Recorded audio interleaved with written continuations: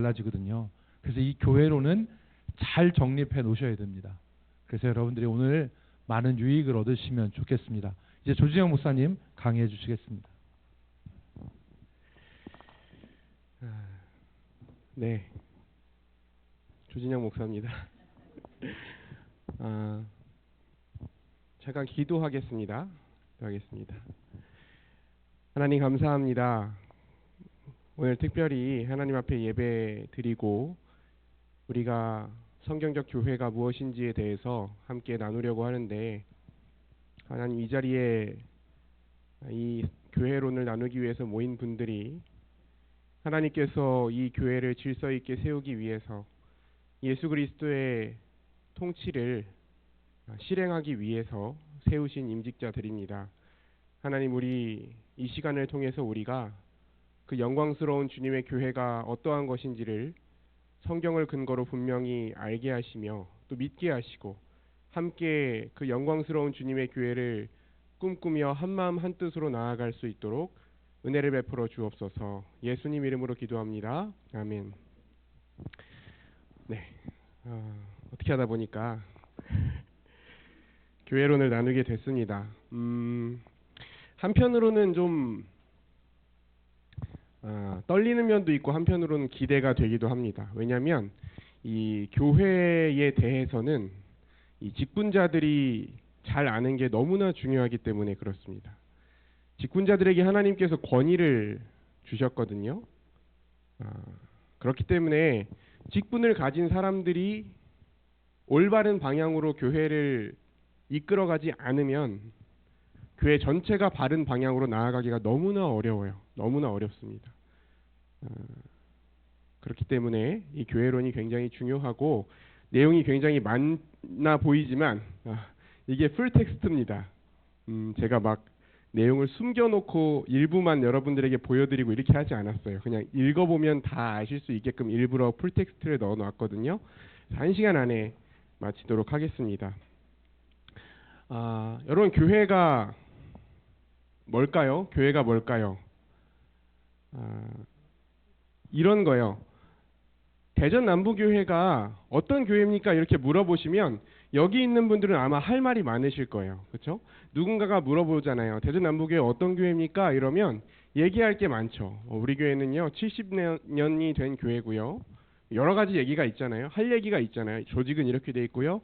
주일학교는 이렇고요. 이 정도의 성도들이 모여서 예배를 합니다. 저녁에는 저녁 기도회가 있는데요. 이런 식으로 예배를 드리고요. 얼마나 할 말이 많은지 몰라요. 그런데 성경이 말하는 교회가 뭡니까? 성경이 교회에 대해서 뭐라고 말하고 있습니까? 라고 하면 자신 있게 얘기할 수 있는 게 많지 않은 거죠. 그렇죠? 성경이 말하는 교회가 무엇인지를 우리가 알아야 그 교회를 꿈꾸면서 올바른 교회를 세우기 위해서 직분자들이 나아갈 수 있습니다. 그래서 오늘 그 성경이 말하고 있는 교회에 대해서 하나하나 짚어갈 텐데 하나도 빼놓지 않고 다 중요한 내용입니다. 그래서 잘 집중해서 따라와 주셨으면 좋겠어요. 첫 번째 1번을 보겠습니다. 교회란 무엇인가라고 했을 때 우리가 너무나 많이 하는 말입니다. 교회는 건물이나 조직이 아니다. 그렇게 얘기하죠. 교회는 건물이나 조직이 아니다. 주 예수 그리스도를 믿음으로 신앙생활을 하는 우리 자신, 그러니까 예수 그리스도를 믿는 사람들이 교회입니다. 그러니까 사람이 교회예요. 우리가 지금 당장 예배하는 이 예배당이 없어져도 그러면 안 되겠지만 이 대흥동 408-2번지에 있는 것들이 다 없어져도 우리가 있으면 교회입니다. 우리가 있으면 교회예요. 그런데 우리가 이게 익숙치 않아요. 교회는 건물이 아닙니다라는 말을 많이 하지만 익숙치 않아요. 왜냐하면 우리가 항상 표현할 때에 교회를 우리 자신으로 사용해서 표현하는 경우가 거의 없어요. 어떻게 보통 쓰냐면 교회 가자, 그렇죠? 교회 가자. 우리 교회 갈래? 오늘 날씨가 좀 안 좋아서 교회 가기 싫다. 뭐 이런 얘기들이 다 교회를 어떤 지점이나 건물이나 그런 걸로 우리가 표현해요. 그래서 교회가 이러해야 합니다. 나는 교회로서 이렇게 살아갈 것입니다. 나는 교회입니다. 라는 표현들을 잘 사용하지 않거든요. 오늘부터 익숙해지셔야 됩니다. 오늘부터 성경에서 교회라는 말이 나왔을 때는 건물을 떠올리는 것이 아니라 나 자신이 교회다 라는 정체성을 가져야 돼요. 이렇게 하나하나 우리가 가지고 있는 개념들을 바꿔갈 겁니다. 오늘 강의하는 동안 이렇게 해야 됩니다라는 말은 거의 안 할 거예요. 교회는 이런 것입니다라는 것을 더 많이 얘기할 겁니다. 그러니까 오늘 강의를 듣는 동안 교회로서 내가 어떤 존재인지, 교회로서 우리가 어떤 존재인지를 정확하게 이해하시고 그걸 믿는 것이 오늘 강의의 가장 중요한 부분이에요. 두 번째를 볼게요. 교회는 하나님의 구원 역사의 목적이다 이렇게 얘기했습니다. 자, 방금 제가 뭐라고 말씀드렸냐면 예수님을 믿는 사람은 교회다 그렇게 말씀드렸잖아요. 예수님을 믿는 사람은 교회다. 그래서 우리 입장에서는 간단해요. 예수님이 내 죄를 대신해서 십자가에 달려 죽으셨다라는 것을 믿으면 그냥 교회가 되는 겁니다. 그런데 하나님의 입장에서는 이 교회가 세워지기까지 그렇게 간단하지 않았어요. 여러분, 하나님은요 성경 66권을 통해서 교회가 어떻게 세워졌는지에 대해서 기록하고 계시거든요. 교회는 그렇게 쉽게 세워지지 않았습니다. 교회가 어떻게 세워졌는지를 우리가 알아야, 우리가 어떻게 교회가 됐는지를 알아야 우리가 교회가 되었다는 게 얼마나 귀한 건지를 알아요. 우리가 교회라는 것이 얼마나 영광스러운 건지를 성경을 통해 하나님이 어떻게 교회를 세우셨는지를 알아야 가능합니다. 그래서 그 내용들을 한번 볼 텐데요. 여러분, 하나님이 이 세상을 처음 창조하셨을 때 하나님은 뭘 꿈꾸셨냐면 하나님의 나라를 꿈꾸셨습니다. 그 하나님의 나라란 하나님이 왕이신 나라예요. 하나님은 항상 왕이시기 때문에 하나님이 왕이신 것보다도 더 중요한 게 뭐냐면 그 하나님을 왕으로 인정하고 순종하는 백성들의 나라입니다. 하나님은 다스리시고 왕으로서 다스리시고 지키시고 복을 주시고 그 백성은 그 하나님을 예배하면서 순종하는 그 나라를 하나님이 꿈꾸셨어요. 그리고 이 세상을 처음 창조하셨을 때는 그런 하나님 나라를 만드셨습니다. 아담과 하와는 그런 사람들이었어요. 죄가 없는 사람들이었고 하나님과 친밀하게 교제하는 사람들이었고 하나님이 주시는 복을 충만하게 받아 누리는 사람들이었습니다. 그런데 사탄의 유혹을 받아서, 우리 기독교 세계관 할 때 들었잖아요. 창조, 타락, 구속. 사탄의 유혹을 받아서 하나님을 왕으로 인정하기를 거부하고 자기가 스스로 하나님처럼 되려고 하나님의 뜻에 불순종했습니다. 사단이 유혹하잖아요. 저 선악을 알게 하는 나무의 열매 먹으면 반드시 죽는다고 했지? 아니야. 저거 먹으면 하나님처럼 돼. 하나님이 거짓말하신 거야. 라고 뱀이 유혹을 했잖아요. 사탄이. 그 열매를 따먹었다는 건 내가 더 이상 하나님을 왕으로 인정하고 하나님 예배하고 하나님의 뜻에 순종하는 게 아니라 내가 하나님처럼 돼서, 내가 왕이 돼서, 내가 선과 악의 기준이 돼서 내 마음대로 살아가겠다 라고 하나님을 반역한 행위였던 겁니다. 그래서 그 죄를 짓고 하나님과의 관계가 끊어지고 하나님 나라에서 쫓겨나게 돼요. 그게 에덴 동산에서 아담과 하와가 추방되는 모습으로 창세기에 기록되어 있습니다. 성경의 역사는 그 다음부터 어떻게 진행되냐면요. 이 깨어진 하나님 나라를 하나님이 다시 세워가는 것. 그게 성경의 역사입니다. 더 쉽게 말하면 하나님께 순종하는 백성, 하나님을 왕으로 인정하고 하나님께 순종하는 백성을 세워가는 과정이 성경 66권의 내용이에요.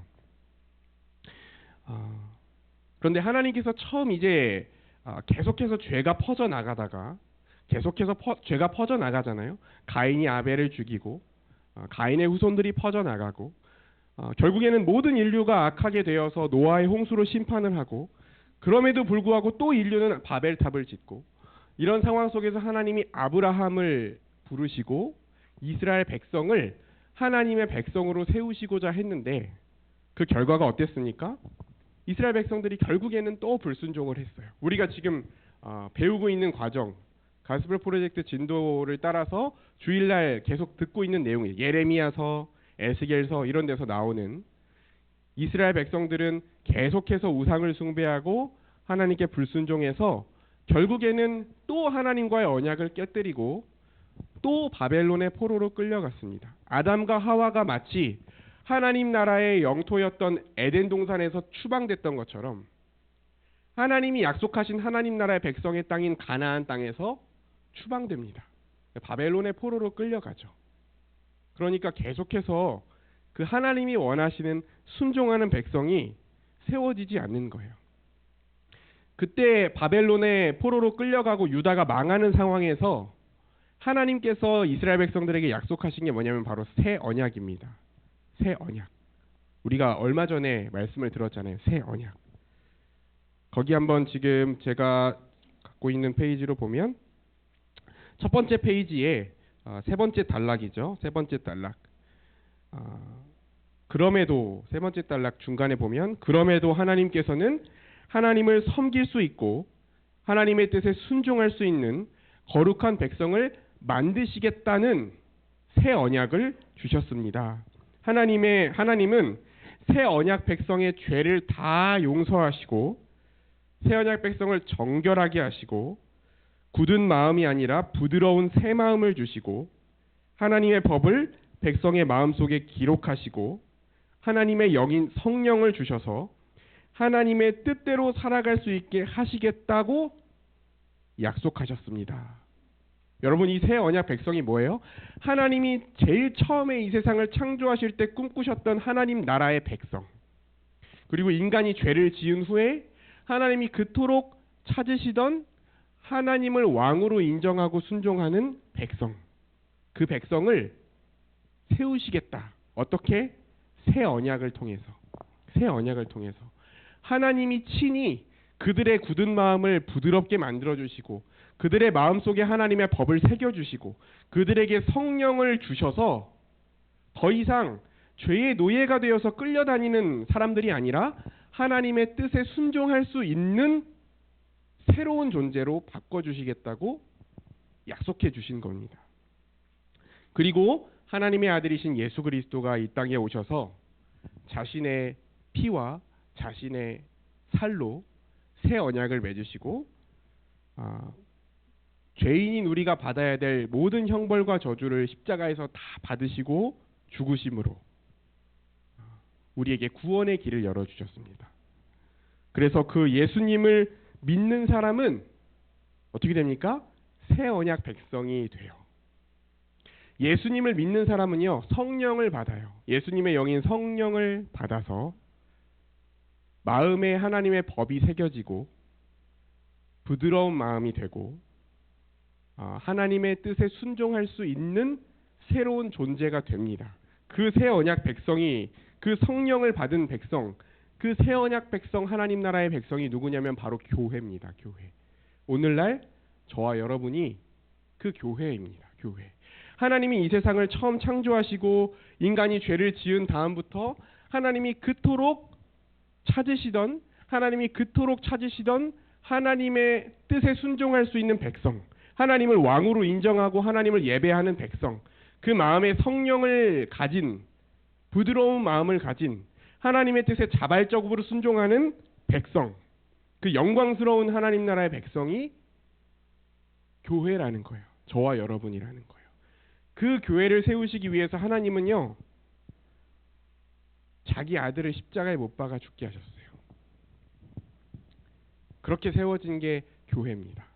그러니까 우리가 나는 교회다 라고 얘기할 때 결코 이 교회라는 정체성은 가벼운 게 아닙니다. 하나님이 인류의 역사 전체를 통해서 인류의 역사 전체의 구원 역사를 이끌어 오셔서 결국 완성하신 그 새 언약 백성이 바로 저와 여러분인 거예요. 교회인 거예요. 누가 교회를 함부로 말할 수 있겠습니까? 여러분, 누가 교회를 함부로 말할 수 있겠어요? 교회가 잘못한 것에 대해서 누군가 비난할 수 있어요. 내가 다니고 있는 교회의 어떤 부분에서 실망할 수 있어요. 근데 성경이 말하는 교회는 결코 함부로 말할 수 없습니다. 하나님께서 인류의 역사 전체를 통해서 이끌어 오신 구원 역사의 목적이 교회예요. 교회. 이 교회를 세우기 위해서 자기 아들을 십자가에 못 박아 죽게 하셨습니다. 이 정체성을 먼저 알고 믿고 살아가는 게 교회로 살아가는 시작점이에요. 시작점. 우리가 교회답게 살아가는 시작점이 뭐냐면 하나님이 어떻게 교회를 세우셨는가를 성경을 근거로 아는 겁니다. 교회라는 거에 대해서 결코 가볍게 여길 수 없다라는 것이죠. 한번 넘어가 볼게요. 그래서 교회는요, 지금 얘기한 것에 좀 이어서 말씀드리면 교회는 그리스도 안에 있는 존재입니다. 여러분 이 표현 하나하나가 얼마나 중요한지 몰라요. 얼마나 중요한지를 어떻게 강조해야 될지를 잘 모르겠지만 너무나 중요합니다. 그리스도 안에 있다는 거. 여러분 그리스도 안에서라는 표현이 사도 바울의 서신에 너무나 많이 등장하거든요. 그리스도 안에서, 그리스도 안에서. 그리스도 안에 있다는 건 그리스도와 연합됐다는 겁니다. 자, 그리스도 안에 있다는 건 그리스도와 연합됐다는 거예요. 우리가 예수 그리스도와 영적으로 연합됐다는 뜻이 바로 그리스도 안에 있다는 것입니다. 예수님의 영이신 성령이 우리가 예수님을 믿을 때, 복음을 믿을 때, 예수 십자가 복음을 믿을 때 예수님의 영인 성령이 우리 안에 오셔서 그 그리스도의 영이 우리를 예수 그리스도와 영적으로 연합되게 하십니다. 이거 결코 흘려들으시면 안 돼요. 성령이 우리를 그리스도와 연합되게 하세요. 그래서 어떻게 되냐면요. 그리스도는 우리의 머리가 되시고 우리는 그리스도의 몸이 됩니다. 그런데 여러분 이런 얘기 많이 쓰시잖아요. 교회의 머리 되신 예수 그리스도, 교회의 머리 되신 예수 그리스도, 주님의 몸된 교회 이런 표현을 쓰시는데 이게 어떤 의미인지를 아는 게 중요하겠죠. 그렇죠? 말씀을 한번 읽어보겠습니다. 에베소서 1장 22절 말씀을 함께 읽어보겠습니다. 또 만물을 시작. 또 만물을 그의 발 아래 복종하게 하시고 그를 만물 위에 교회의 머리로 삼으셨느니라. 아멘. 여러분 거기 제가 써놓은 것처럼 머리는요. 근원이라는 뜻이 있고요. 통치자라는 뜻이 있습니다. 그러니까 머리는 다스린다는 뜻이에요. 다스린다는 뜻. 그리고 모든 것의 근원이 된다는 뜻이기도 합니다. 그래서 교회의 머리 되시는 예수 그리스도라는 뜻은 무슨 말이냐면요. 예수님이 우리를 다스리신다는 거예요. 교회는 예수님의 다스림을 받는다는 겁니다. 그게 예수님이 교회의 머리 되신다는 뜻입니다. 그렇죠? 두 번째 줄을 보시면 교회는 다스리시는 주님으로 인해 결코 실패하거나 포기하지 않습니다. 아멘이시죠? 네. 주님이 우리를 다스리시기 때문에 교회는 결코 실패하거나 포기하지 않는다는 거예요. 그런데 어떻게 다스리시냐면 그 그리스도께서 어떻게 다스리시냐면 말씀과 성령을 통해서 교회를 다스리신다라는 것입니다. 이건 뒤에서 조금 더 자세하게 말할 거예요. 그리스도께서 우리를 다스리신다. 그러니까 교회의 주인은 우리의 머리 되신 예수 그리스도이시다라는 것이죠. 교회는 그리스도의 몸이다라는 건요. 아까 말씀드렸던 것처럼 교회가 그리스도와 연합되었다. 교회가 그리스도와 하나 되었다라는 뜻입니다. 그래서 밑에 있는 내용을 한번 읽어보겠습니다. 몸은 하나됨, 연합됨을 의미합니다. 교회는 주 되신 예수 그리스도께 연합됨으로 예수님의 모든 충만함에 참여합니다. 여러분 예수님은 충만하신 분이시죠. 그렇죠? 예수님은 충만하신 분이십니다. 예수님은 능력으로 충만하시고 사랑으로 충만하세요. 예수 그리스도 안에 모든 좋은 것들이 다 있습니다. 그런데 그 예수 그리스도 안에 있는 모든 좋은 것들을 우리가 어떻게 받아 누립니까? 그리스도와 연합되어서, 그리스도의 몸이 되어서, 그 예수님 안에 있는 모든 좋은 것들을 쪽쪽 빨아서 우리가 다 받아 누릴 수 있다는 거예요. 도대체 어떻게 누립니까?에 대해서도 이제 이야기할 겁니다. 하나하나 낱낱이 다 이야기할 겁니다. 자, 그래서 우리 주 예수 그리스도께서 자신의 모든 것을 교회에 충만하게 부어주시며 다스리십니다. 그래서 교회는 그리스도의 충만함으로 충만한 하나님의 백성이다. 이렇게 얘기하는 거예요. 이 성경 구절 에베소서 읽을 때마다, 에베소서 1장을 읽을 때마다 이 구절을 보면 굉장히 혼란스러워요. 그렇죠? 교회는 그의 몸이니 만물 안에서 만물을 충만하게 하시는 이의 충만함이니라. 듣기만 해도 무슨 말인지 모르겠잖아요. 이런 뜻이에요. 우리가 그리스도와 연합되어서 그 모든 좋은 것으로 충만하신 그리스도의 그 충만함을 우리가 누린다라는 뜻입니다. 그래서 그 밑에 교회가 교회답게 살 때 하나님 나라의 복을 충만히 누릴 수 있고, 하나님 나라의 복을 충만히 누리면 하나님 나라를 세상에 보여줄 수 있습니다. 여러분, 우리는 이걸 믿어야 되는 겁니다. 이걸 믿어야 되는 거예요. 그냥 교회를 다니면서 열심히 신앙생활 하자, 나에게 주어진 거 열심히 섬기고 가능하면 다른 사람들이랑 싸우지 말고 잘 지내보자 라는 마음가짐 정도로 다니는 게 아니라요, 뭐라고 돼 있어요? 교회가 교회답게 될 때 하나님 나라의 복을 충만히 누릴 수 있다. 그리고 하나님 나라를 세상에 보여줄 수 있다고 믿으셔야 됩니다. 직분을 받으신 여러분들이 이걸 믿지 않으면 아무도 믿을 수 없고요, 아무도 이걸 볼 수 없습니다. 아무도 경험할 수 없습니다.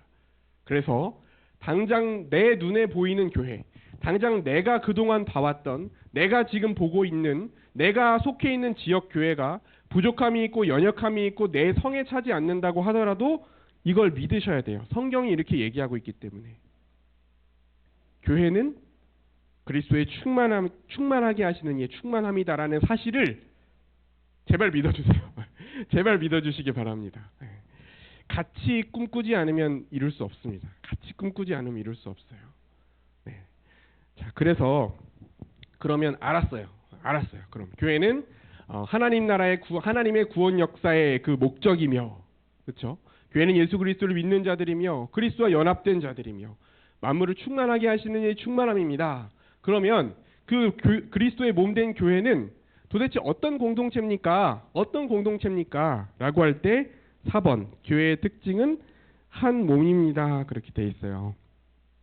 말씀을 한번 같이 읽어보겠습니다. 말씀을 14절부터 그는 시작.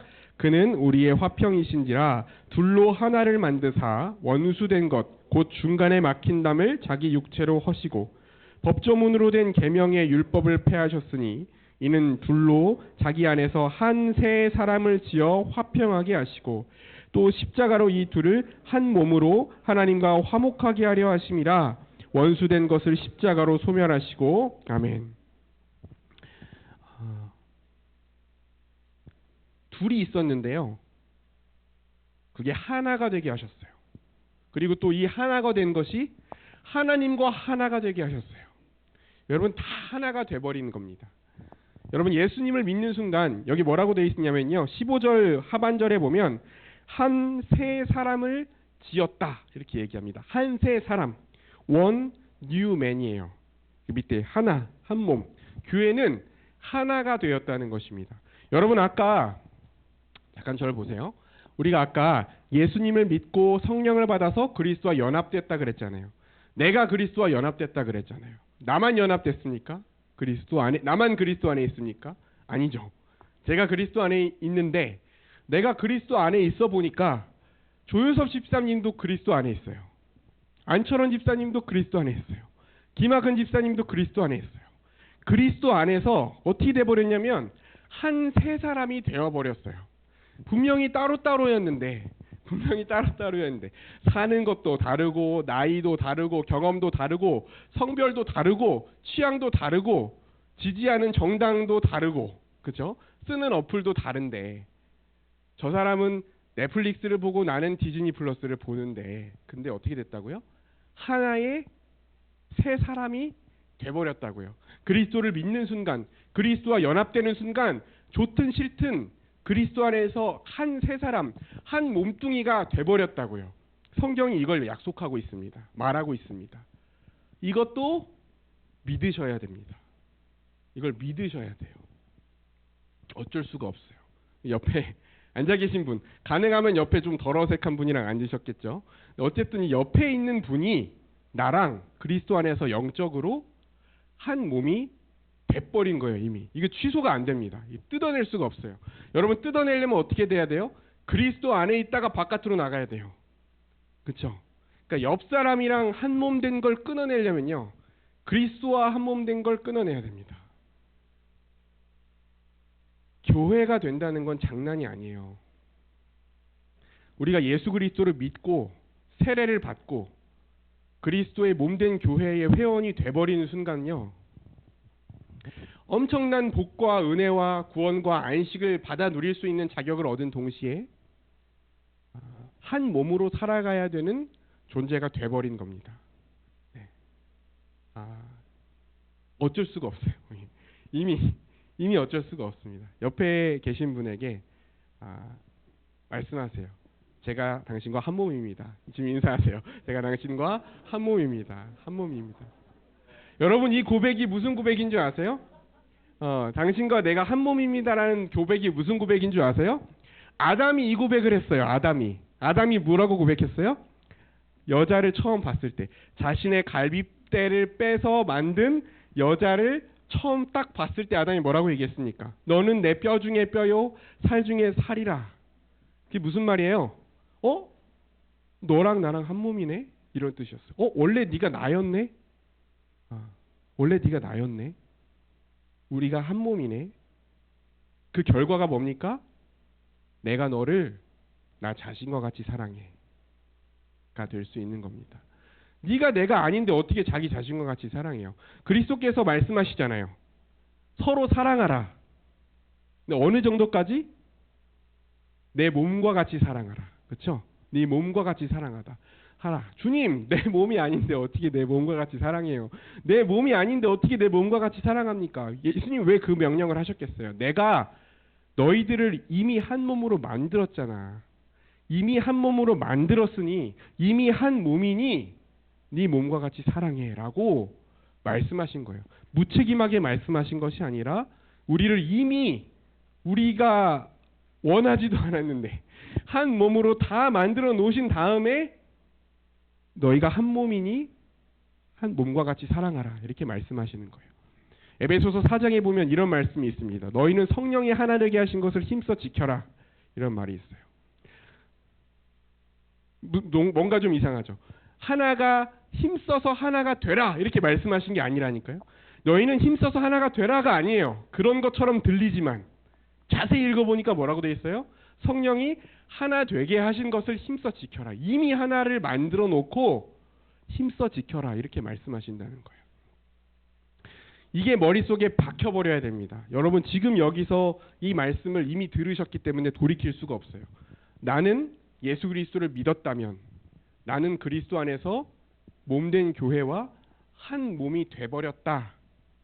이미 한 몸이다 라고 믿으셔야 됩니다. 누군가를 향해서 비난하고 싶고 꼴보기 싫고 험담하고 싶고 상종하고 싶지 않은 마음이 내 안에서 밀려올 때 어떻게 이미 한 몸이다 라는 걸 믿음으로, 여러분, 교회 안에서 일어나는 대부분의 갈등과 분쟁과 자기중심적인 행동, 아무렇게나 말하고 아무렇게나 행동하는 것, 쉽게 무리짓고 쉽게 갈등을 일으키고 쉽게 교회를 혼란스럽게 하고 쉽게 뒤에서 다른 사람에 대해서 함부로 말하는 대부분의 이유는 교회론이 없어서 그래요. 교회가 뭔지에 대한 감이 없는 겁니다. 교회가 무엇인지에 대한 이해가 없는 겁니다. 그러니까 그렇게 함부로 하는 거예요. 감히 그렇게 할 수 있는 겁니다. 무지하기 때문에. 그리스도께서 자기의 몸을 십자가에 못 박아서 세우신 교회가 얼마나 영광스럽고 그 교회가 얼마나 새로운 존재인지에 대해서 모르거나 안 믿기 때문에 감히 그렇게 행동할 수 있는 거예요. 여러분은 그러실 수 없습니다. 정말 믿는다면, 우리가 그리스도 안에서 한 몸이라는 걸 믿는다면, 그리고 우리를 한 몸 만드시기 위해서 하나님이 태초부터 얼마나 긴 길을 돌아오셨는지를 안다면, 하나님이 얼마나 우리를 하나 되게 하시기 위해서 큰 희생을 치르셨는지를 정말 믿는다면 어떻게 우리가 함부로 얘기할 수 있겠어요? 그리스도 안에서 한 몸 된 교회 공동체를 그렇게 할 수 없는 거예요. 이 사실을 제발 믿으시길 바랍니다. 제 말이 아니라 성경이 이렇게 말을 해버렸어요. 어떻게 해요? 그렇죠? 우리는 성경을 믿는 사람들이잖아요. 성경의 사람들이잖아요. 그래서 2번 마지막 단락을 제가 읽어보겠습니다. 교회는 하나로 만들어졌고 make 아예 새로 만들어진 겁니다. 한 세 사람으로 지어졌습니다. 한 몸은 교회는 서로가 서로에게 꼭 필요한 존재이며 하나여서 나뉠 수 없는 유기체적 존재라는 뜻입니다.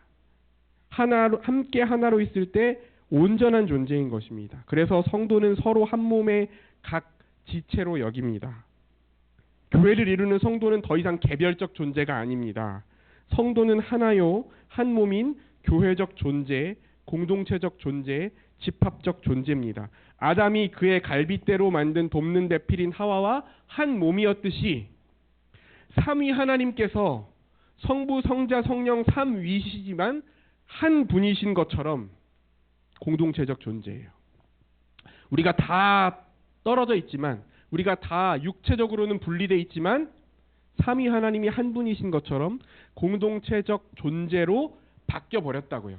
이제는 그 사실을 얘기하는 것입니다. 그리고 뒤에 또 특징이 나와 있어요. 교회의 특징인데요. 동일한 시민입니다.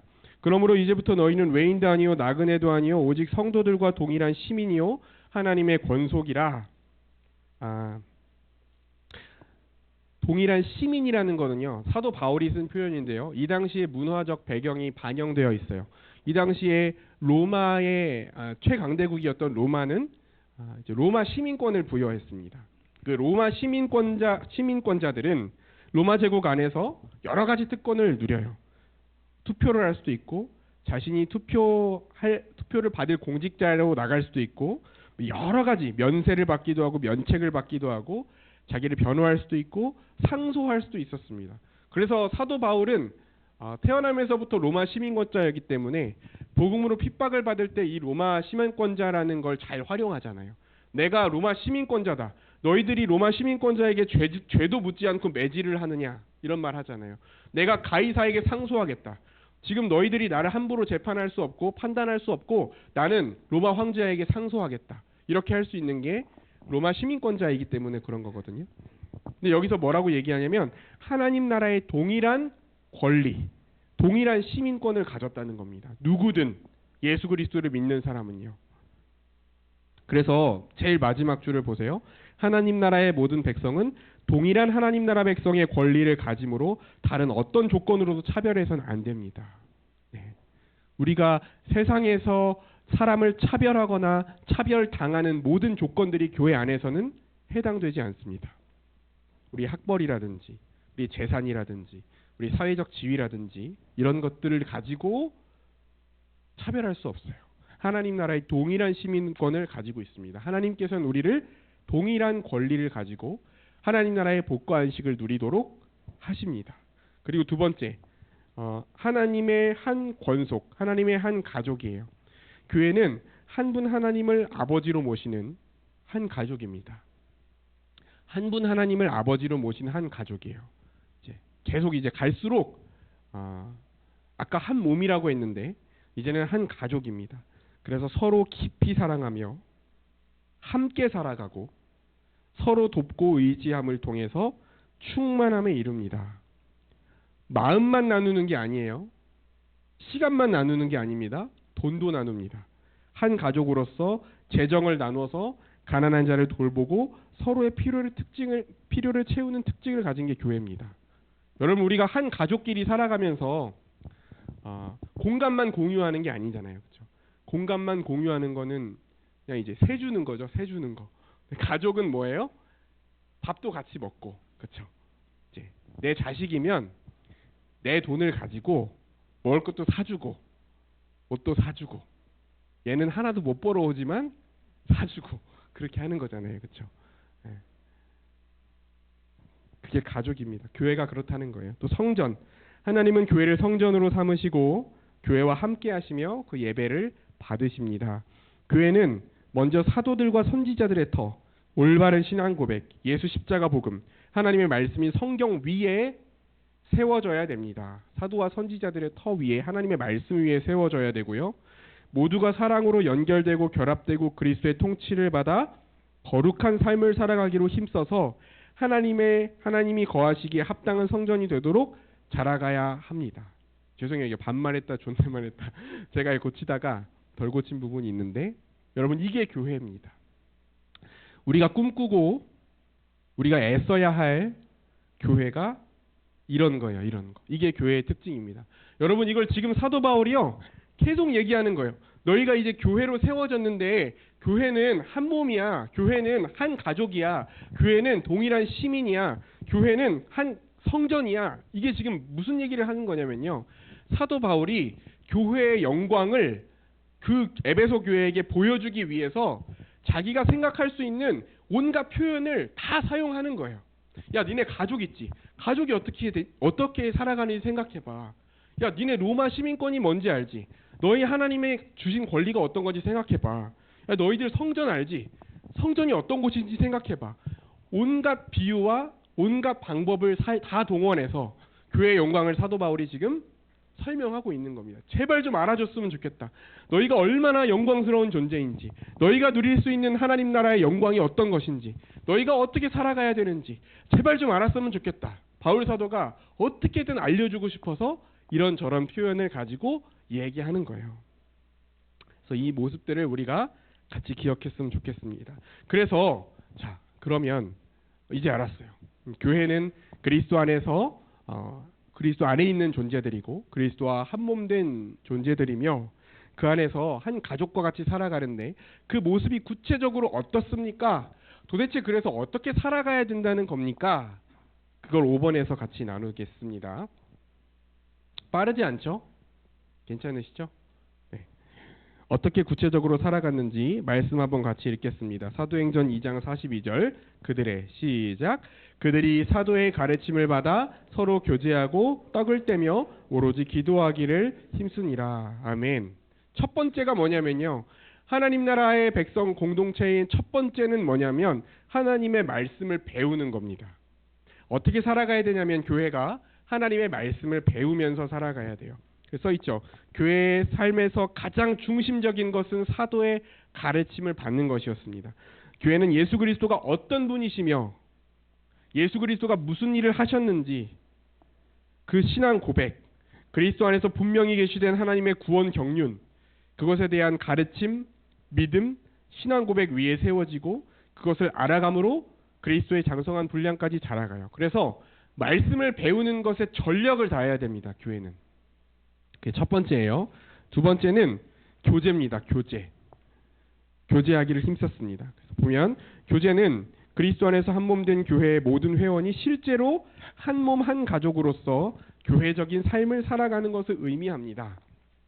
여러분 제가 만약에 이 4페이지부터 펴놓고 강의를 시작하자마자 교회적 삶 이렇게 말했으면 교회적 삶이 뭐야? 이렇게 생각하셨겠지만 이제 아시죠? 교회적 삶이라고 제가 얘기했을 때 이 교회적 삶이라는 단어를 봤을 때 아 어떻게 살아가는 거구나라는 게 이미 머릿속에 이제 그려지실 거예요. 그렇죠? 그렇게 살아가는 것이 교제예요. 머리 되신 주님은 이 교제를 통해서 하늘의 신령한 복과 은혜, 주님의 충만함을 공급합니다. 여러분 서로를 사랑하고 서로를 위해서 기도하고 서로의 필요를 알고 서로의 필요를 채워주고 내 것을 나누어서 구제하고 이 모든 것들이 다 교제에 포함되어 있어요. 교제가 너무나 중요하고 필수적인 것입니다. 그래서 어떤 분들 중에서는 예배가 중요하고 교제는 중요하지 않다라고 생각하는 분들이 있어요. 나는 예배는 참석하지만 예배하지 않고 다른 거 성경 공부, 예배 좋아, 기도회 좋아. 그 밖에 다른 뭔가 영적인 일을 하지 않는 모든 것에 대해서는 세속적인 것으로 생각하시는 분들이 있는데요. 그건 성경적인 생각이 아닙니다. 나는 하나님을 바라보는 자리, 내가 하나님의 말씀을 듣고 내가 하나님을 경배하는 자리에만 설 거야. 사람과 사람이 부대끼는 자리는 안 갈 거야 라고 얘기하는 건 교회에 대한 이해가 없는 거예요. 성경에 대한 이해도 없는 겁니다. 틀린 거예요. 틀린 겁니다. 다른 게 아니에요. 틀린 겁니다.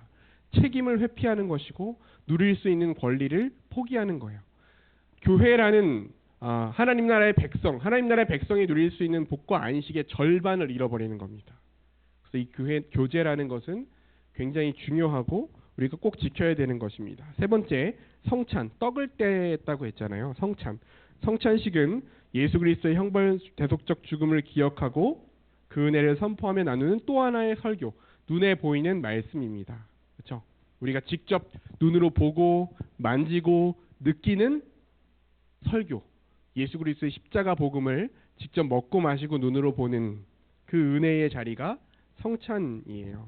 그래서 초대교회에는 이것들을 정말 날마다 같이 모일 때마다 같이 식사하면서 이 성찬을 행했어요. 지금은 너무 많죠. 우리 온 교회 성도가 한꺼번에 성찬을 하려면 굉장히 많고 시간도 오래 걸리기 때문에 우리가 성찬을 자주 하지 못하잖아요. 전반기, 하반기 이렇게 하잖아요. 돌아오는 주에 성찬식이잖아요. 그런데 이제 초대교회에서는 집에서 모여서 식사하면서 이 성찬을 행했어요. 그리고 기도하기를 힘썼습니다. 그래서 교회가 함께 힘쓰는 기도는 교회의 영광과 충만을 위한 것, 그 교회를 통해 하나님이 그리스도 안에서 행하신 일, 하나님 나라가 이 땅에 임했다는 것이 증거되도록 기도합니다. 그렇죠? 그리고 5번 보니까 다 함께 있었습니다. 그러니까 가족으로서 늘 모이고, 근데 아예 이게 붙어서 같이 살았다는 건 아니에요. 그렇지만 모이기에 늘 힘쓰고 함께 있기를 즐거워하고 서로 어떻게 살아가는지 묻고 관심 갖고 서로의 필요한 것들을 채워주고 함께 예배하고 이런 삶을 살았다는 거예요. 그랬더니 어떻게 됐냐면, 그렇게 교회적 삶을 살았더니 어떻게 됐냐면 6번에 전도가 이루어졌어요. 다양한 배경을 가진 생면부지의 사람들이 오직 복음을 듣고 믿어 세례를 받은 후 사랑으로 한 가족처럼 살아가는 교회 공동체의 모습이 그 자체로 충격이었습니다. 그 자체로 전도였어요. 그래서 어땠다고 되어 있냐면 두려워했고 칭송했다고 되어 있습니다. 사도들이 기사와 표적을 행했기 때문이기도 했지만 여러분, 이 세상에서 한 번도 볼 수 없었던 공동체를 이 사람들이 본 거예요. 내 것을 팔아서 다른 사람한테 줘? 아무 대가도 없이? 본 적이 없는 겁니다. 본 적이 없는 거예요. 두려워하기 시작했어요. 왜요? 그 사람들이 어떤 사람들이냐면 자기들이 하나님의 저주를 받았다고 생각해서 십자가에 못 박아 죽인 예수를 믿는 사람들이었거든요.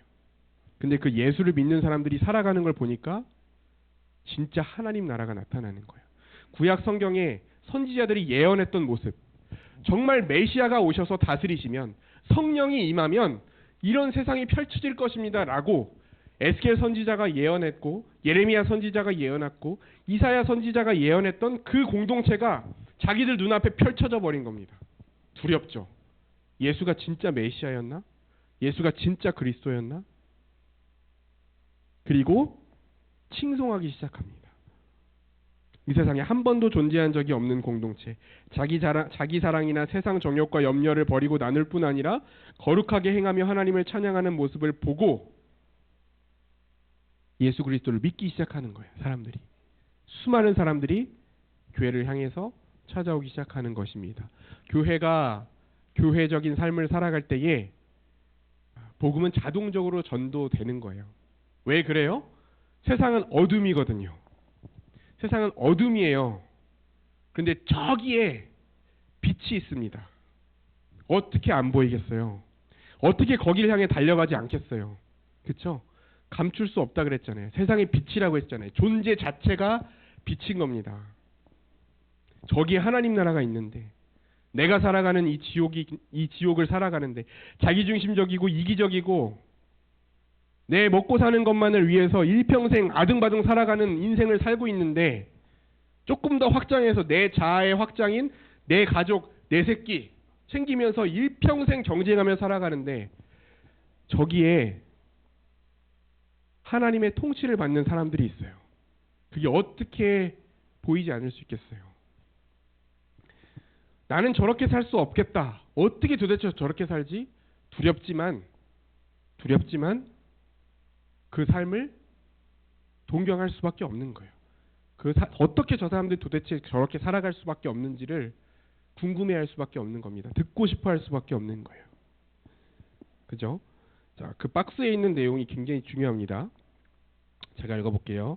이러한 교회의 모습이 가능하지 않다고 말하는 것이 사탄의 속임수이자 음모입니다. 여러분, 이런 교회의 모습이 가능하지 않다고 말하는 것이 사탄의 속임수이자 음모입니다. 여러분, 이 세상에는요, 두 가지의 신자가 있어요. 저는 목사도 마찬가지라고 생각해요. 두 종류의 목사가 있습니다. 이런 교회의 모습이 가능하다고 믿고 꿈꾸는 목회자가 있고, 가능하지 않다고 생각하면서 목회하는 사람이 있다고 생각해요. 이런 교회가 가능하다고 믿고 성경적 교회를 꿈꾸면서 달려가는 직분자들과 성도들이 있고, 교회는 원래 어쩔 수 없다고 생각하고 믿고 살아가는 성도들이 있습니다. 근데 이런 모습이 가능하지 않다고 말하는 건 사단의 속임수예요. 여러분, 하나님의 말씀이 진짜입니다. 하나님이 말씀하시는 교회가 진짜입니다. 하나님의 편에 서세요. 사단의 속임수가 아니라 하나님의 약속을 신뢰하시길 바랍니다. 여러분, 하나님의 백성이잖아요. 가장 현실적인 것은 가장 성경적인 것입니다. 사람의 힘으로는 이런 공동체를 세울 수 없지만 성령께서 새 마음을 가지고 하나 되게 하신 새로운 피조물인 교회는 가능해요. 하루아침에 가능하진 않아요. 성화라는 건 순간 진행되는 게 아니잖아요. 그런데 이건 안 되는 거야 라고 믿으면 안 됩니다. 여러분, 말씀과 성령을 의지해서 온 교회가 하나님 나라를 누리기 위해 날마다 힘쓸 때 성경적 교회가 이루어질 수 있다라고 다 같이 믿어야 돼요. 다 같이 믿어야 됩니다. 다 같이 믿어야 됩니다. 자, 이제 끝을 향해 가고 있어요. 6번. 사실 엄청나게 더 많은 내용들이 있어요. 이 제가 가지고 있는 교회론에 관한 내용은 보통 2시간씩 12주 정도 하면 어느 정도 됩니다. 그런데 이제 제가 전문적으로 말하면 후려쳐서 네, 정말 거르고 걸러서 여러분이 꼭 알았으면 좋겠는 내용만 가지고 왔습니다. 그래서 은사와 직분에 대해서 말할 건데요. 여러분, 우리가 그리스도 안에서 한 몸이 되었잖아요. 그리고 성령이 우리 안에 계시잖아요. 그 성령께서요, 은사를 나눠주는데 싹 다 나눠주십니다. 저는 없는데요? 아니에요. 있어요. 있습니다. 성경이 그렇게 말하고 있어요. 모든 한 명 한 명에게 다 은사를 주세요. 다 다르죠. 근데 뭐를 받는지는 내 마음대로 못 받아요. 성령님이 주시고 싶은 대로 주세요. 그죠? 그래서 성령님이 주시고 싶은 대로 주는데 그게 다 귀한 거예요, 여러분. 믿으셔야 돼요. 다 귀한 겁니다. 그래서 왜 근데 그거를요 쪼개서 줄까요? 여러분, 쪼개서 줄까요? 한 몸으로 서로 섬겨서 온전한 하나님 나라의 복을 누리게 하기 위해서. 예수 그리스도 안에 있는 모든 좋은 것들이 있잖아요. 그거를 정동수 집사님한테 다 줬다고 생각해 보세요. 다 주셨어요. 다른 사람들은 그지, 은사 그지예요. 근데 정동수 집사님이 모든 능력과 권세를 다 가지셨어요. 하나님 그렇게 일하시지 않는다는 거예요. 그렇게 일하시지 않는다는 겁니다. 다 나눠줬어요. 그래서 모두가 모두를 섬겨야 우리가 그 모든 은사를 다 누리며 신앙생활을 할 수 있습니다. 여러분, 그리스도께서 그렇게 하셨어요. 그래서 써 있잖아요. 한 몸의 모든 지체들은 그 몸인 교회에 꼭 필요한 존재입니다. 그냥 읽을게요. 성도는 한 명도 예외 없이 그리스도의 분깃을 선물로 받아 교회를 온전하도록 섬길 수 있는 귀한 존재입니다. 어느 누구도 다른 지체, 곧 성도에 대해서 쓸데없다고 할 수 없습니다. 모든 성도는 함께 있고 함께 살아가며 교제할 때 온전하게 됩니다. 그렇기 때문에 우리가 신앙 고백을 할 때 거룩한 공예와 성도가 서로 교통하는 것, 거룩한 공교회와 성도의 교제를 믿습니다라고 우리가 고백하는 겁니다. 왜? 성부, 성자, 성령 하나님만 믿으면 되지. 거룩한 공교회, 성도의 교제, 이런 걸 왜 우리가 믿는다고 고백합니까? 이것을 통해서 하나님 나라의 복을 누릴 수 있다는 것입니다. 그래서 다른 성도의 이 내용을 주목하세요. 굉장히 엄중한 말입니다. 다른 성도를 한 몸 지체로 보기를 거부하거나 다른 지체를 무시하면 교회를 세우고 온전하게 하려는 주님의 뜻을 거부하거나 무시하는 것입니다. 이것은 교회로 하여금 서로 돌보지 못하게 하는 것이기에 교회를 부족하게 하거나 약하게 만드는 악한 행위입니다. 교회를 오래 다녔거나 핵심 멤버일수록 기준이 높고 경험이 많고 결정권이 많기 때문에 더 조심해야 됩니다. 여러분이 직분자가 되시면 더 조심하셔야 돼요. 더 많이 알고 더 많이 경험했고 더 많은 것을 결정할 수 있는 위치에 서게 되기 때문에 사람이 교회가 아닌 그리스도의 교회라는 것을 반드시 기억하셔야 됩니다. 자, 볼게요. 그 다음에 넘어가 보겠습니다. 교회가 그리스도의 권위 아래 질서 있게 섬기도록 직분을 세우셨어요. 여러분, 지금까지 말씀드린 걸 생각해 보세요. 우리는 그리스도 안에 있습니다. 우리는 그리스도를 머리로 합니다. 예수 그리스도의 통치를 받으며 그리스도 안에 있는 모든 하늘에 속한 신령한 것들을, 모든 좋은 것들을 그리스도를 통해서 공급받습니다. 우리는 몸된 교회로서 한 몸, 그리고 많은 지체로서 살아가는데 이 한 몸 많은 지체가 서로를 섬기고 하나님 나라의 복을 누릴 수 있도록 질서 있게 하나님 나라의 복을 누릴 수 있도록 직분자를 세우시는 거예요. 이해하셨죠? 직분자들이 뭘 하는 건지 이해하셨죠? 예수 그리스도가 말씀과 성령을 통해서 교회를 다스리는데요. 그리고 온 한 몸인 교회가 서로를 섬김으로 그 복을 누리는데요. 이 일이 효과적이고 질서 있게 이루어지도록 하기 위해서 예수 그리스도의 손과 발이 되어서 교회를 섬기도록 세운 것이 직분입니다. 자, 직분은 모든 은사를 받은 온 교회가 그리스도의 권위로 질서 있게 사역을 감당하도록 특정한 사람들에게 주신 것입니다. 은사와 직분은 교회를 섬기고 온전하게 한다는 면에서는 유사하지만 직분은 특정한 몇몇에게 주시며 권위를 가지고 섬긴다는 점에서 다릅니다. 은사가 있다고 다 직분자가 되는 건 아니다라는 것이죠. 네. 여러분은 그냥 투표했는데 어떻게 잘 돼서 직분자가 되신 게 아니에요. 그죠? 나이가 차서 되신 게 아닙니다. 네. 너무나 엄중한 거예요. 결코 직분이 없는 사람과 똑같은 책임을 묻지 않으실 거예요. 예수님을 만났을 때. 우리 주님 다시 오셨을 때, 예수 그리스도 앞에 여러분이 서셨을 때 결코 직분을 하나님이 맡기지 않은 사람과 동일한 책임을 묻지 않으실 겁니다. 여러분에게. 그거 아셔야 돼요. 자, 그래서 7번 그리스도께서 성경 말씀과 직분자를 통해서 교회를 다스리십니다. 그래서 말씀을 통해서 다스리신다는 것은 이미 여러 번 얘기했기 때문에 쭉 지나갈게요. 쭉 지나가죠. 그래서 그 말씀 마태복음 28장 밑에 보면 하늘과 땅의 모든 권세를 가지신 주 예수 그리스도를 따르는 교회는 주님의 모든 말씀을 전하고 배우고 지키며 살아가는 것이 마땅하다. 그렇죠? 동의하시죠? 넘어가 보겠습니다. 교회의 머리 대신 주 예수 그리스도는 하나님의 말씀인 성경을 통해 교회를 다스리시고 인도하시고 충만하게 하십니다. 그렇죠? 배우고 믿은 말씀에 날마다 거하며 살아야 합니다. 성경 말씀을 읽고 믿으며 의지할 때 성령께서 역사하시고 성경과 성령의 역사는 함께 일어나고 우리가 성경 말씀을 믿을 때, 읽고 믿을 때 성령께서 그 말씀을 통해 그리스도의 영광의 광채를 보게 하시고 그리스도 안에 있는 영광의 빛에 비추게 하셔서 어둠을 물리치신다. 그리고 두 번째가 뭐냐면 직분자를 세워서 교회를 다스리신다는 것입니다. 밑에 말씀 밑에 있는 거 볼게요. 초대교회의 감독이라고 표현하기도 하고 성경에 보면 장로라고 표현하기도 합니다. 그리고 집사가 있었습니다. 감독은 장로라고도 불리고 지금의 목사와 장로, 오늘날 개신교회의 목사와 장로를 가리킵니다.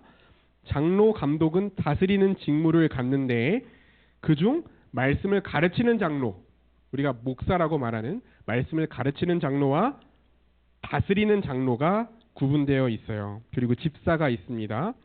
목사와 장로가 말씀 사역에 더욱 힘쓰고 교회의 구제, 돌봄 사역이 더 잘 이루어지도록 집사가 세워졌습니다. 권사는 당회, 목사와 장로의 지도 아래 병들고 어려움을 당했거나 믿음이 약한 교인을 돌보고 권면하는 직분입니다. 여러분 아시겠지만 성경에는 권사님이 없어요. 모르셨나요? 권사라는 단어가 안 나와요. 안 나와요. 예. 근데 우리 교단에서는 이제 권사라는 직분을 세우잖아요. 눈치채셨겠지만 장로가 하는 일과 집사가 하는 일을 겸하고 있습니다. 권사님들은. 그러니까 다스리고 권면하는 일들, 잘못한 것들을 권면하는 일들과 성도를 돌보는 일을 겸하고 있어요. 그러니까 이 두 가지에 다 주목하셔야 됩니다. 그러니까 목사와 장로가 다스리는 직분이고 그 다스리는 직분 아래에서 뭐 권사님들이 이 당회의 지도 아래라고 되어 있지만 역할에 있어서는 장로와 집사의 역할을 다 겸하는 거라고 보시면 됩니다. 그래서 제가 여기서 이야기할 때는 성경 본문을 기준으로 말하기 때문에 목사와 장로, 집사에 대해서 얘기하겠지만 지금 집사님들도 목사와 장로가 하는 일을 어느 정도는 다 그 역할을 감당하셔야 되고 장로님들도 마찬가지입니다. 그래서 한번 보겠습니다. 첫 번째, 목사와 장로는 하나님의 말씀으로 교회를 다스리는 직분입니다. 베드로전서 5장 1절에서 4절 제가 읽을게요. 너희 중 장로들에게 권하느니 나는 함께 장로된 자요. 베드로가 말하는 거예요. 그리스도의 고난의 증인이요 나타날 영광에 참여할 자니라. 너희 중에 있는 하나님의 양무리를 치되 억지로 하지 말고 하나님의 뜻을 따라 자원함으로 하며 더러운 이득을 위하여 하지 말고 기꺼이 하며 맡은 자들에게 주장하는 자세를 하지 말고 양무리의 본이 되라. 그리하면 목자장, 예수 그리스도죠. 목자장이 나타나실 때에 시들지 아니하는 영광의 관을 얻으리라. 아멘. 엄청난 말씀이죠. 엄청난 말씀입니다. 목사와 장로는 목자장이신 우리 주 예수 그리스도로부터 보냄을 받은 목자입니다. 목자장이 하시듯 양무리를 잘 다스려서 푸른 초장과 쉴만한 물가로 인도하고 양을 해하려는 악한 것으로부터 지켜야 됩니다. 쭉 읽겠습니다. 장로로 피택되신 분들은 잘 들으시길 바라고 모든 여기 계신 분들이 장로가 어떤 일을 하는 것인지에 대해서 성경이 말하는 바를 잘 이해하시고 인지하시길 바랍니다. 목사와 장로는 권면하고 책망하는 방식으로 교회를 다스립니다. 그런데 목사와 장로는 오직 성경 곧 하나님의 말씀을 기준으로 다스리는 직분입니다. 내 경험이나 소견이나 지식으로 다스리는 게 아니에요. 하나님의 말씀을 기준으로 다스리는 직분입니다. 목사가 교회의 성도들에게 성경 말씀을 가르치고 그 말씀에 순종하며 살도록 권면하는 것이 최고의 다스림입니다. 지금 여기는 목사에 대한 내용이에요. 목사는 모든 유익한 말씀이면 무엇이든지 전하고 가르쳐야 하며 사람들이 싫어하는 진리까지 거리낌 없이 전하고 가르쳐야 합니다. 교회 전체를 두고 가르치는 것은 물론이요 소수에게라도 전하고 가르쳐야 합니다.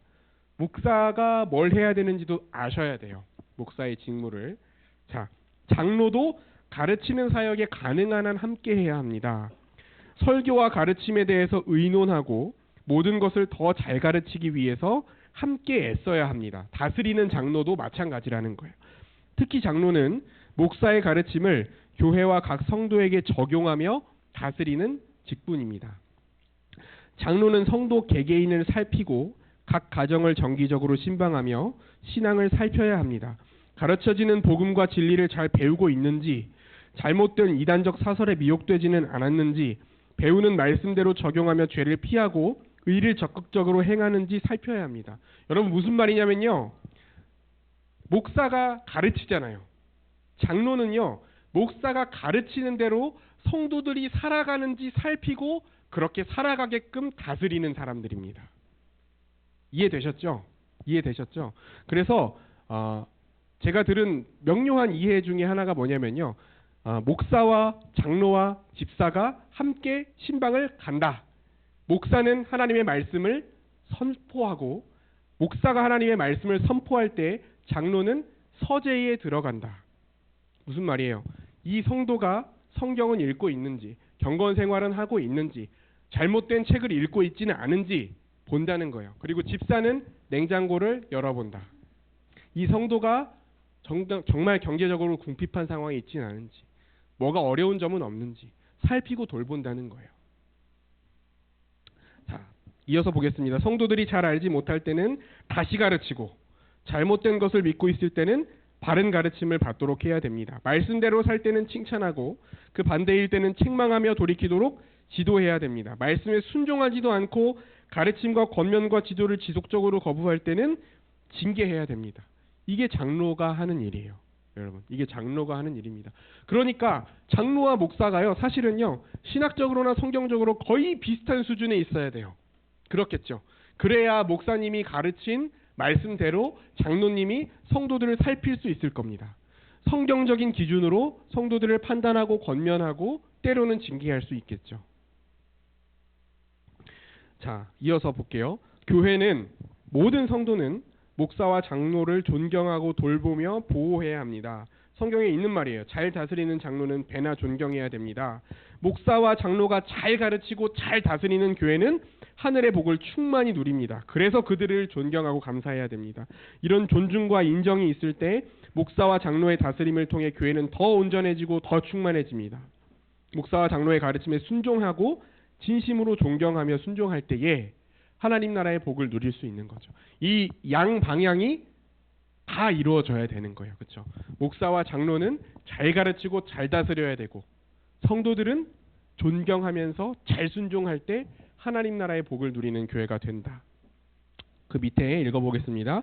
목사와 장로에 의한 폐단은 그들 자신의 실수요 실패이지 직분 자체가 문제가 아닙니다. 이 둘을 구분하고 오히려 교회 안에서 성경적으로 직분이 바르게 세워지도록 기도하며 애써야 합니다. 이미 섬기는 분들에 대해 함부로 평가하거나 함부로 대하지 않아야 합니다. 노골적으로 하나님의 말씀을 무시하고 직분의 직무에 전혀 관심이 없다면 교회의 이름으로 또한 각 개인이 권면해야 합니다. 그러나 조금 부족해도 그 직분을 귀하게 여기며 그 책임과 직무를 다하고자 애쓰고 있다면 존경하고 더 잘 감당하도록 도와주며 그의 지도에 따르는 것이 마땅합니다. 무슨 말인지 아시겠죠? 그래서 밑에 다스리는 직분인 목사와 장로가 올바로 서서 그 직무를 바르게 감당할 때 교회가 온전해지며 주님이 주시는 복으로 충만해진다는 것을 확신하고 기대합시다 라는 겁니다. 이제 마지막이에요. 제가 아까 왜 직분자들이 바른 교회론을 갖고 있어야 된다고 했는지 이제 이해가 되시죠? 너무나 많은 권위와 너무나 많은 책임을 그리스도께서 주셨어요. 어쩔 수가 없습니다. 차별하는 게 아니에요. 이거는. 그 권위를 주셨고 교회가 성령의 뜻대로 그 직분자들을 세웠기 때문에 어쩔 수 없이 정말 직분자들이 잘하는 수밖에 없습니다. 자, 볼게요. 집사는 구제, 돌봄으로 교회를 섬기는 직분입니다. 사도행전 6장은 우리가 알다시피 사도들이 말씀과 기도에 전무하게 하기 위해서 집사들을 세운 내용이에요. 읽어보겠습니다. 집사는 하나님 나라의 현실이라는 말은요, 현실에서 실제로 보여지는, 드러나게 한다는 거예요. 하나님 나라를 드러나게 하는 게 교회라는 것입니다. 하나님 나라의 현시인 교회가 하나님 나라의 복을 충만하게 누리도록 돌보며 구제하는 직무를 담당합니다. 초대교회 때 사도들은 필요에 의해 집사를 세웠습니다. 사도들은 구제를 전담하여 행할 사람들을 택하도록 하고 자신들은 말씀과 기도에 힘쓰겠다고 정했습니다. 목사와 장로, 집사가 직분이 분화되어 각각의 사역에 힘쓰자 하나님의 말씀이 점점 더 왕성해졌습니다. 그래서 여러분, 집사와 장로는요, 다른 직분인 거지 위아래의 직분이 아닙니다. 한국교회 안에서는 특별히 이제 서리 집사가 레벨업을 하면 안수 집사가 되고 안수 집사가 레벨업을 하면 장로가 된다고 생각하는 경향이 있잖아요. 그런데 다른 직분인 거예요. 역할이 다른 거고 둘 다 없어서는 안 되는 직분입니다. 항존직이라고 말하잖아요. 교회가 이 땅에 존재하는 한 계속해서 있어야 되는 직분입니다. 그 부분을 잘 이해하시고 계속 읽겠습니다. 집사의 직무인 구제는 단지 물질적으로 가난한 사람들을 돕는 것만을 의미하지 않습니다. 넓은 의미로 구제는 하나님 나라의 백성으로서 그 복을 충분히 누리도록 돕는 사역 전반을 가리킵니다.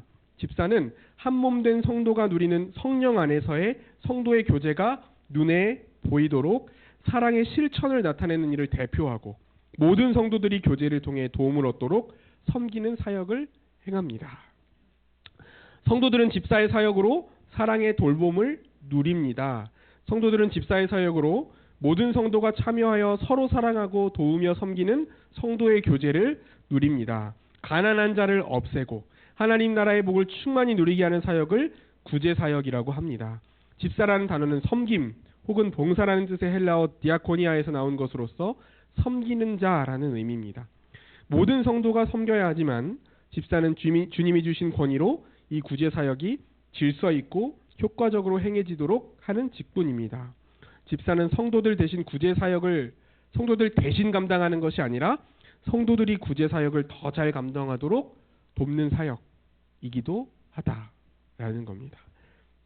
예, 여기까지가 우리가 오늘 나눌 내용이고요. 마지막 결론 부분 세 가지를 제가 보겠습니다. 첫 번째, 성경적 교회가 이루어질 것을 믿고 한 마음으로 소망하셨으면 좋겠어요. 두 번째, 성령이 하나 되게 하신 것을 힘써서 지키면서 한 몸으로 살아갈 수 있었으면 좋겠습니다. 마지막으로 주님께서 말씀과 성령으로 교회를 다스리시도록 생명을 걸고 이 직분을 잘 감당하셨으면 좋겠습니다. 네, 여기까지고요. 여러분 어떠세요? 내가 그동안 생각했던 교회, 내가 대전 남부교회에서 신앙생활하면서 교회가 이런 거지, 내가 지금 신앙생활을 몇 년 했는데 교회는 원래 이렇게 돌아가는 거야, 원래 교회 다니는 사람들의 모습은 이런 거야, 원래 신앙생활이라는 건 이런 거야, 내가 지금 몇 개 교회를 거쳐왔는데 교회는 이런 거였어, 장로는 이런 사람들이고 목사는 이런 사람들이었어, 집사라고 해도 이렇던데 라고 생각했던 그 모든 것들을 다 바로 잡으시길 바랍니다. 성경의 기준으로 다 조율하시기를 바랍니다. 그 부분에 대해서 아파하고 안타까워하고 해결하기 위해서 노력하실 수는 있지만 그것이 성경이 말하는 바라고 생각하셔서는 안 돼요. 원래 그런 거라고 생각하셔서는 결코 안 됩니다. 여러분, 성경적 교회를 여러분이 꿈꾸시지 않으면 아무도 그 성경적 교회를 볼 수 없을 겁니다. 그래서 이 자리에 직분자로 피택되시고 이제 임직하실 여러분들이 이 성경적 교회를 함께 한마음 한뜻으로 꿈꿔가실 수 있기를 주의 이름으로 축원합니다. 네, 시간이 넘었어요. 혹시 질문이 없으시리라고 믿고, 워낙 설명을 잘했기 때문에 질문이 없으시리라고 믿고 제가 기도하고 마치겠습니다. 하나님, 짧은 시간에 하나님 나라의 백성인 교회의 영광과 교회의 삶이 무엇인지를 이야기하다 보니 1시간 동안 혼자서 일방적으로 이런저런 이야기들을 쉴 새 없이 나눴는데 아무 말 하지 않고 앉아서 들으셨다 하더라도 성령께서 그 마음속에 거룩한 꿈을 꾸게 하시고 수많은 나눔거리와 수많은 생각거리를 주셨으리라 믿습니다. 적당히 세상 사람들이 말하는 혹은 세상 사람들이 종종 손가락질하는 그런 교회가 전부인 것처럼 일평생 믿으면서 비참하게 살아가지 않게 하여 주십시오. 하나님이 성경을 통해서 약속하신 영광스러운 교회를 꿈꾸게 하시며 특별히 그 교회를 세워가고 바꿔가고 이루어갈 수 있는 권위를 가진 직분을 우리에게 주셨으니 하나님이 이 직분을 선히 사용하게 하시고 이 직분을 통해서 그리스도의 통치가 이 대전 남부교회에 이루어질 수 있도록 역사하여 주옵소서. 오늘 나눈 이 성경적 교회가 우리의 심령 안에 깊이 새겨지고 우리의 가장 깊은 곳에 자리를 잡아서 흔들리지 않게 하여 주시고 우리가 직분을 감당하면서 그 어떤 어려운 상황에 처한다 하더라도 결코 이 성경적 교회를 향한 열망이 꺾이거나 변질되지 않도록 은혜 내려 주옵소서. 긴 시간 동안에 예배하고 공부한 한 명 한 명의 임직자들에게 하나님께서 위로하시고 영육간의 강건함을 허락하여 주시며 안식을 허락하여 주옵소서. 예수님 이름으로 기도합니다.